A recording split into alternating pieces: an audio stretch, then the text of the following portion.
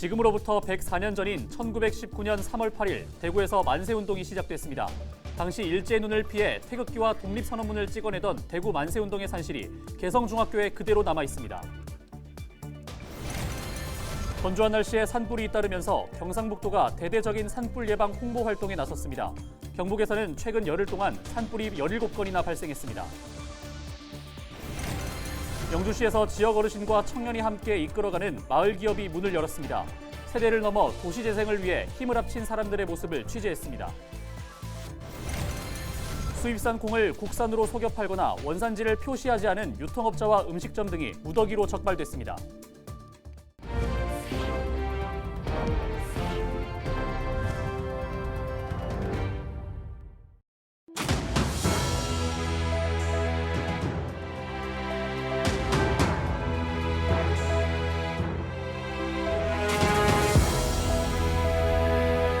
시청자 여러분 안녕하십니까? 헬로티비 대구 경북 뉴스입니다. 3월 8일 대구에서 처음으로 독립만세운동인 38 만세운동이 시작된 날이죠. 당시에 일제의 눈을 피해 태극기와 독립선언문을 찍어내던 곳이 아직도 그대로 남아 있습니다. 말 그대로 대구 만세운동의 요람입니다. 당시 대구 개성학교 교사와 학생들이 만세운동의 주축이었는데 지금도 후배들은 선배들의 독립을 향한 염원을 기리고 있습니다. 보도에 박근수 기자입니다. 대구 개성중학교 아담스관. 이 건물 지하에는 대구 독립만세운동의 역사가 남아 있습니다. 좁은 계단을 따라 내려가면 볼 수 있는 작은 지하실. 100여 년 전 학교 보일러실이었던 이곳은 1919년 서울에서 3.1 독립만세운동이 시작되고 전국적으로 들불처럼 퍼져나갈 때 태극기와 독립선언문을 인쇄한 곳입니다. 당시 개성학교 교사와 학생들이 독립선언문을 등사하고 3월 8일 지금의 3.1운동길 청라언덕길을 통해서 만세운동을 펼쳐나갔습니다. 38 대구 만세운동의 시작이었습니다. 또 학교 여건상 그런 독립선언문이라든가 태극기를 만들 수 있는 여건이 되어 있었어요. 지하실이 있었고 또 등사기가 있었고 그래서 선생님이 우리 학생들에게 사전에 계획하도록 했고 대구에서 만세운동으로 형을 선고받은 사람은 모두 76명. 이 중 44명이 개성학교 학생과 전현직 교사들일 정도로 개성학교는 만세운동의 중심 역할을 했습니다. 학교에서도 해마다 만세운동 기념식을 열어 선배들의 독립정신을 기리고 있습니다. 100여 년 전 지금의 자신들과 또래였던 선배들의 독립을 향한 열망을 따라가지는 못하지만 이날만 되면 전교생이 한자리에 모여 독립선언서를 낭독하고 만세를 외치며 숭고한 뜻을 이어가고 있습니다. 세월이 흘러도 변함없이 학생들에게 남아있는 것은 이러한 역사, 선배들의 희생에 대한 존경과 자부심입니다.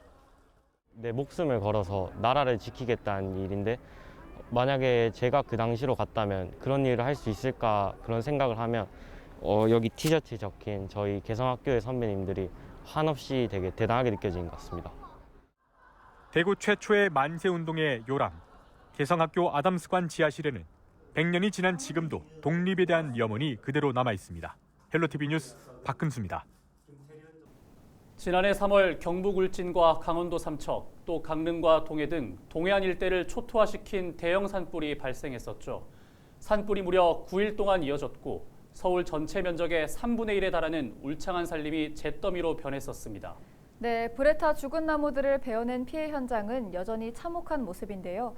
주민들은 아직도 산불 악몽에 시달리고 있다고 합니다. 최성식 기자가 현장 취재했습니다.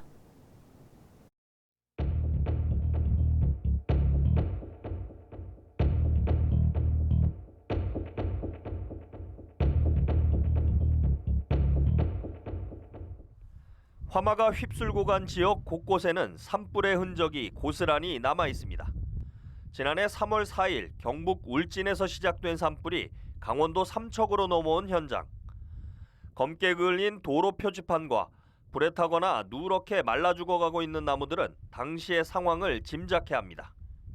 아름드리 소나무가 가득했던 울창한 산림은 한순간에 민둥산으로 변하며 속살을 드러냈습니다. 하천 둔치에는 지난해 산불에 타 죽은 나무들이 산더미처럼 쌓였습니다. 바람이 불 때면은 항상 그 옛날 2002년도에 대형 산불 나듯이 요번에도 요 산불 나고 바람 불 때만 딱 이래 되면은 이제 주 어르신네부터 해가고 노인네들이 제일 걱정하는 게 이제 불입니다. 강풍을 타고 산을 넘나든 산불에 50채가 넘는 주택이 불탔던 강원도 동해시 일대. 한 펜션 건물은 불에 타고 그을린 채 흉물처럼 남았습니다. 하루아침에 삶의 터전을 잃은 이재민 중 절반가량은 지자체가 제공한 임시주택에 머물고 있습니다. 1년이 지났지만 주민들은 여전히 산불 공포에 시달리고 있습니다. 소방차가 왔는데도 엄청 많이 사방다 번지해 놓으면 소방차가 끌 수가 없는 거지 이제는. 이제 소방차도 어디다 불을 끈다는 그 보장이 없는 거야. 여기저기 다 붙었으니 지켜만 보는 거지. 산림청이 집계한 지난해 3월 동해안 대형 산불 피해 면적은 약 2만 500헥타르. 서울 여의도의 70배, 서울 전체 면적의 3분의 1에 달하는 규모입니다. 이처럼 불에 타 죽은 나무들은 벌채 작업이 시작되면서 밑동만 남았습니다. 하지만 산불 피해 지역에는 보시는 것처럼 검게 그을리고 고사한 나무들이 여전히 많이 남아 있습니다. 산림당국은 올여름 장마철 이전까지 응급복구를 완료하고 복구 조림 작업은 오는 2025년까지 연차별로 진행한다는 계획입니다. 그 소나무는 산불이 발생하였을 때 그 불쏘시개 역할을 하는 매우 취약한 수종입니다. 그러나 산주들은 송이 생산이나 목재 생산을 위해서 소나무를 선호하기 때문에 산주 동의를 얻어서 일부 구역은 주택이나 소나무 군락지를 대상으로 해서 그 참나무 등 내화수림대를 조성할 계획입니다. 최근 10년간 국내에서 발생한 산불은 한 해 평균 53건가량. 하지만 지난해에는 무려 740건이 발생했고 올해도 3월 8일 현재 217건이나 났습니다. 헬로티비 뉴스 최성식입니다. 8일 오전 10시 45분쯤 동구 백안동 백안터널 인근 야산에서 불이 났습니다. 산림청과 소방당국은 신고를 접수한 즉시 헬기 7대와 진화인력 266명을 투입해 1시간여 만에 불을 완전히 껐습니다. 인명피해는 없었으며 일부 산림이 훼손됐습니다. 최근 경북 도내에서 산불이 잇따라 발생하고 있는 가운데 경상북도가 8일 안동 풍산시장에서 산불감시원, 의용소방대원 등 100여 명과 함께 산불 예방 캠페인을 펼쳤습니다. 경북은 현재 전역에 건조주의보가 내려져 있는 상태이며 최근 열흘 동안 산불이 17건이나 발생했습니다. 경북도는 이달 말까지 23개 시장 군수가 참여하는 릴레이 산불 예방 캠페인도 진행할 계획입니다. 한편 대구시는 행정부시장 주재로 구군 부단체장, 소방 등과 함께 산불 예방 대책회의를 열어 산불 예방과 상황 관리에 대한 대책을 논의했습니다. 대구시는 최근 발생한 산불 4건 모두 3월에 발생했고 이 중 2건이 논과 밭 소각 행위로 발생했다며 정기적인 산불 예방 활동을 통해 시민들에게 관심과 협조를 당부했습니다. 또 현재 산불 상황이 경계 단계로 격상됨에 따라 공무원의 6분의 1이 비상근무를 하도록 해 산불 예방과 대응 효과를 높이기로 했습니다. 주거지가 노후화되면 젊은 층이 떠나 지역의 활력이 떨어지는 문제가 발생하는데요. 이런 악순환의 고리를 끊기 위해 최근 영주시에 지역 어르신과 청년이 함께 이끌어가는 마을 기업이 문을 열었습니다. 세대를 넘어 도시 재생을 위해 힘을 합친 사람들을 서희동 기자가 만나봤습니다. 분주히 만두를 빚는 어르신들 사이에 한 청년이 눈에 띕니다. 깊은 손맛의 비결을 하나라도 더 배우기 위해 열심히 만들어 봅니다. 다른 한편에서는 카페 정리가 한창입니다. 어르신이 꼼꼼한 손길로 구석구석을 정리하고 정산과 각종 서류 정리 등은 청년이 척척 해냅니다. 세대를 넘어 서로가 잘할 수 있는 부분들에 집중하니 일의 능률이 더욱 높아졌습니다. 젊은 친구들 하니까 활력소가 생겨 우리도 힘이 생겨요. 저희를 좀 손녀처럼 돌봐주시고 어르신들이 못하는 일은 저희가 대신하고 저희가 못하는 일은 어르신들이 대신해주고 그러셔서 지금은 손발이 좀 잘 맞게 즐겁게 일하고 있어요. 영주시 휴천동에 새롭게 문을 연 남선센터.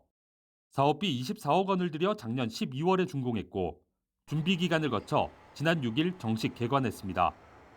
남선센터는 영주시 선비도시재생 뉴딜 사업의 거점 시설로 내부에는 식당과 카페를 비롯해 주민사랑방과 게스트하우스 등 다양한 공간이 갖춰져 있습니다.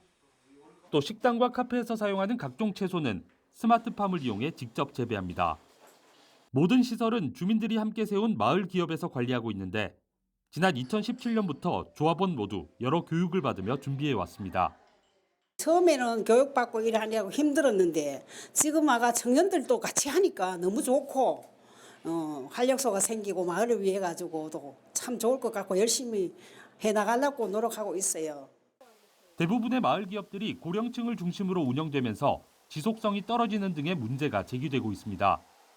남산 선비마을 기업이 노인에게는 활력을, 청년에게는 일자리를 제공하면서 도시 재생 사업의 성공적인 사례로 남게 될지 앞으로의 운영 성과가 기대됩니다. 헬로티비 뉴스 서희동입니다.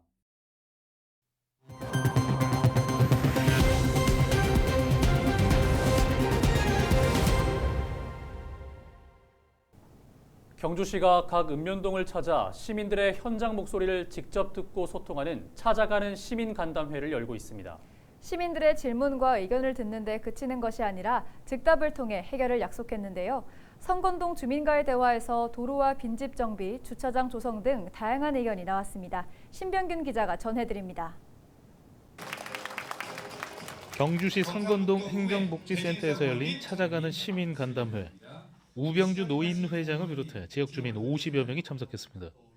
주민들은 질문하고 준하경 경주시장을 비롯해 경주시 관계 공무원들이 답변하는 방식으로 진행됐습니다. 성건동 주민들은 하천과 도로, 빈집 정비가 필요하다며 다양한 의견을 쏟아냈습니다. 비가 많이 오면은 하천이 범람하여 농지가 매몰되고 유실 등 피해가 발생하고 있습니다. 하천 전반적을 준설하여 주실 것을 건의드립니다.